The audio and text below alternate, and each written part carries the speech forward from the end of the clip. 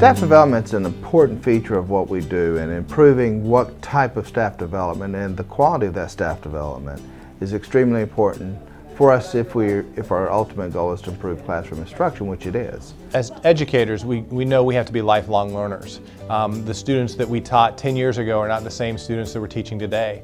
And certainly as we look at the student walks into our classroom today and meeting that student where they are, remaining relevant and able to engage students. So I think when we collaborate and share best practices, I'm learning from my colleague and my colleagues learning from me, and the dialogue we're able to generate off that really is modeling the kind of learning environment we want for our students, where our students are contributing to the learning of others, and that's really certainly valuable for our own staff to be contributing to the learning of others. Yeah, our best practices session that we had was truly a way in which I believe we can showcase our talent, our local talent. We have experts in our classrooms at every level. All of those teachers have a special way of reaching students.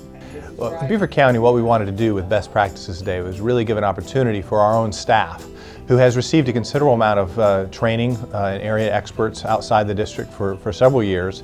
Really felt like this was an opportunity where it really took advantage of the talent that we had in our school district. The effective communication piece is huge. If they don't understand what I'm saying or where I'm coming from, then no learning at all will occur. Somebody tell me one of the things they saw in their house.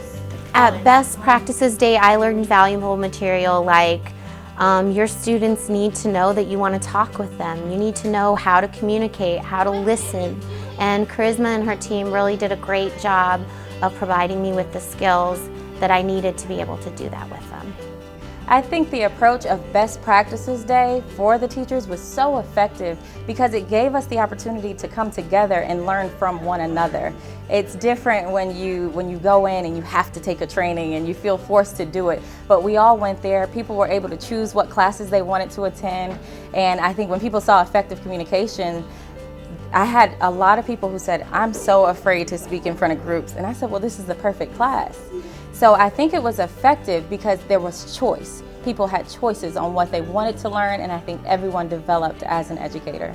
We have so many gifted people, so many different ways of looking at things, and sometimes you learn best that way when someone's right there with you, right in the district. You can bounce ideas off with the internet and emails, and I think teachers buy into more what they're doing and want to do more when they think they feel like they have something worth to share.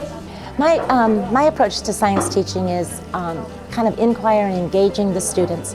The experiential approach. I've been spiraling animals, vertebrates all year, and plants, and when we did a benchmark test in February, 100% of my students passed, and that gives me an indication if they're ready for the pass test. So I feel like this has been really beneficial for the kids.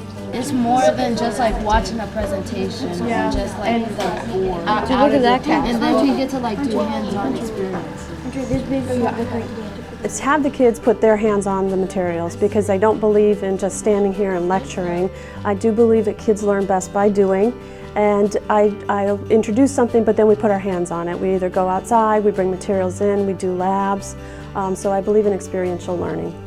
What's great about it is you can see the aha moment when they're actually looking at something. For example, right now we're studying plants.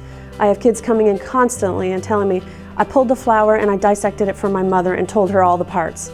So, you know, that's really science coming alive for them in real life. Approaching development on a peer-to-peer level allows us to be teachers and learners at the same time. I can teach my teacher that I mentor because of my experience and the successes and downfalls that I've had. By the same token, I can learn from another teacher. It actually puts the spotlight where it should be, on our classroom teachers. It shows other teachers in our district what they can do to teach our student population, what works best here. Professional development is important for educators because there's always room for improvement. After 37 years, I really feel that everyone should be a lifelong learner.